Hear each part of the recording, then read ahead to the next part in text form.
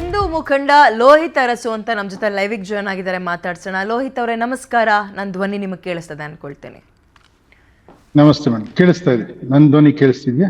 S, ಕೇಳಿಸ್ತಾ ಇದೆ sir, thank you.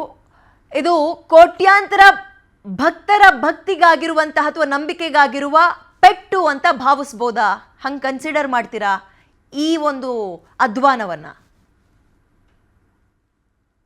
ಒಮ್ಮೆ ನನ್ನ ಒಂದು ಚಿಕ್ಕದ ಈ ಕೆಲಸ ರಾಮ ಮಂದಿರದ ಕೆಲಸದ ದೃಷ್ಟಿಯಲ್ಲಿ ನಂದೊಂದು ಚಿಕ್ಕ ಪರಿಚಯ ಹೇಳ್ತೀನಿ.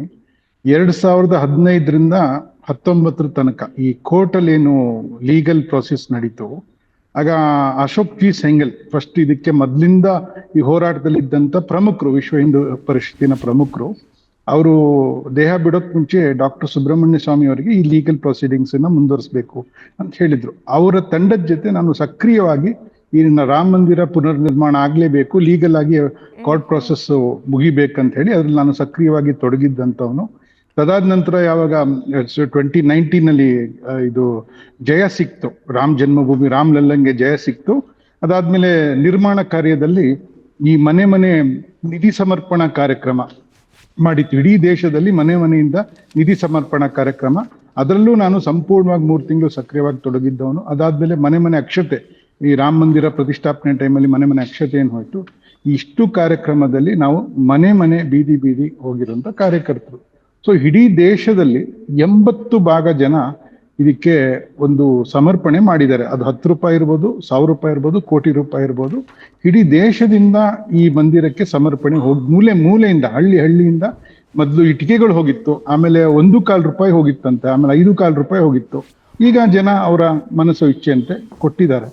ಸೊ ಇಂಥ ಒಂದು ಮಹಾ ಅಭಿಯಾನ ಆಗಿದೆ. ಅಂದ್ರೆ 500 ವರ್ಷದ ಹೋರಾಟ, ತ್ಯಾಗ, ಬಲಿದಾನ ಇದೆಲ್ಲ ಆದ್ಮೇಲೆ 97ರಲ್ಲಿ ಅಲ್ಲಿ ಕರಸೇವಕರು ಅಲ್ಲಿ ಘರ್ಷಣೆ ಆದ್ಮೇಲೆ ಅಲ್ಲಿ ಏನಾಯ್ತು ನಮ್ಮೆಲ್ಲರಿಗೆ ತಿಳಿದಿರುವಂಥದ್ದೇ.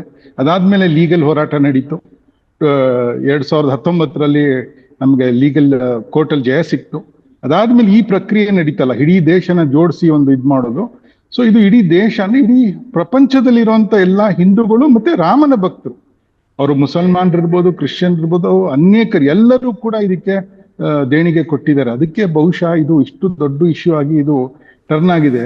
ನಿಜ ಹೇಳ್ಬೇಕಂದ್ರೆ ಲಕ್ಷಾಂತರ ಕೋಟಿ ದುಡ್ಡನ್ನ ಸ್ವತಂತ್ರ ಬಂದ ಮೇಲೆ ಸರ್ಕಾರಗಳು ಲಕ್ಷಾಂತರ ಕೋಟಿಯ ಆಸ್ತಿ ಮತ್ತು ದುಡ್ಡು ದೇವಸ್ಥಾನದ್ದು ಭಾರತದ ಸರ್ಕಾರ ನುಂಗಿದೆ ಆಯ್ತೆ.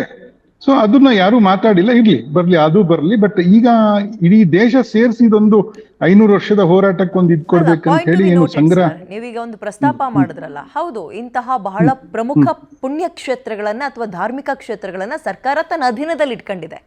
ಅಧೀನದಲ್ಲಿರುವ ಅಥವಾ ಅದೇ ಸರ್ಕಾರದ ಮುಷ್ಟಿಯಲ್ಲಿರೋ ದೇವಸ್ಥಾನಗಳಲ್ಲಿ, ಪುಣ್ಯಕ್ಷೇತ್ರಗಳಲ್ಲೇ ಇಂಥ ಅಧ್ವಾನ ಭ್ರಷ್ಟಾಚಾರಗಳು ನಡಿಬೇಕಾದ್ರೆ ಗೌರ್ಮೆಂಟಿನ ಅನುಮಾನದಿಂದಲೇ ನೋಡ್ಬೇಕಾಗತ್ತೆ. ಅನುಮಾನ ಅಲ್ಲ, ಸಾಕ್ಷಿ ಇದೆ.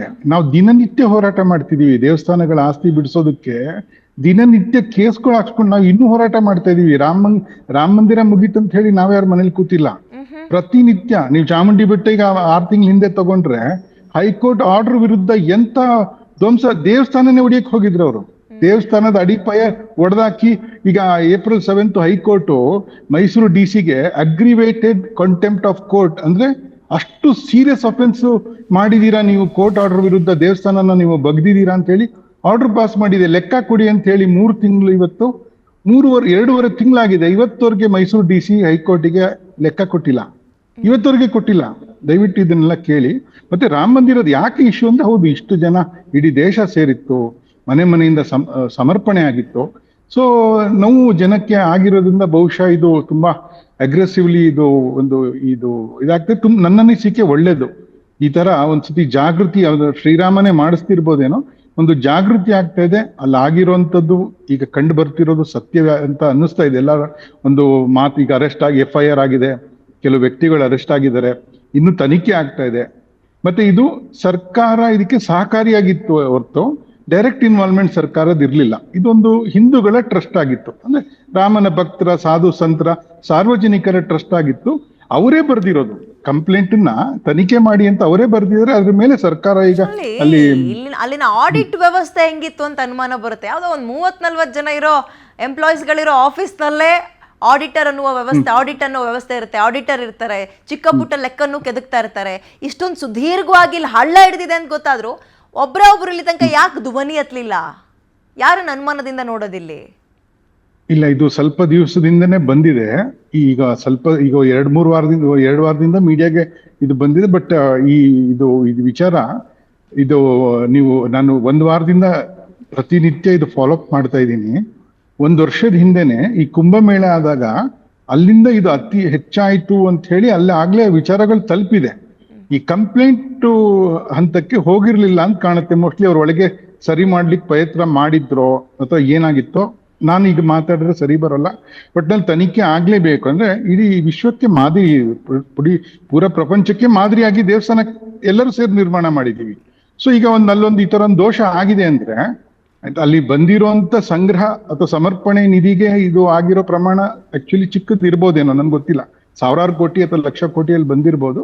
ಈಗ ಏನು 100-200 ಕೋಟಿ ಅಂತ ಇವ್ರು ಏನ್ ಹೇಳ್ತಿದ್ದಾರೆ ಅದರ ಪ್ರಮಾಣಕ್ಕೆ ಇದು ಕಂಪ್ಯಾರಿಸನ್ ಅಲ್ಲ. ಬಟ್ ಆದ್ರೂ 10 ರೂಪಾಯಿ ತೆಗ್ದಿದ್ರು ಕೂಡ ಅವ್ರು 100 ಕೋಟಿ ಅಲ್ಲ, ರಾಮನ ದುಡ್ಡು ಅಂತ ಹೇಳಿ 10 ರೂಪಾಯಿ ಸಮರ್ಪಣೆ ಹೇಗಾಯ್ತು ಅಂದ್ರೆ, ಈಗ ಒಂದು ಚಿಕ್ಕ ಮೀಟಿಂಗ್ ಅಲ್ಲಿ ಜಸ್ಟ್ ಇದಕ್ಕಿಂತ ಮುಂಚೆ ಒಂದು ಮೀಟಿಂಗ್ ಅಲ್ಲಿ ಕೂತಿದ್ದೆ, ನನ್ ಕೇಳಿದ್ರು ಸಾರ್ವಜನಿಕ ಒಂದು ಚಿಕ್ಕ ಇದ್ರಲ್ಲಿ ಕೂತಿದ್ದಾಗ ಅಲ್ಲಿ ಜನರು ಕೇಳಿದ್ರು, ರಾಮ ಮಂದಿರ ಇಷ್ಟು ಬರ್ತಿದ್ಯಲ್ಲ ನಿಮ್ಮ ಅಭಿಪ್ರಾಯ ಏನು ಅಂತ ಕೇಳಿದ್ರು.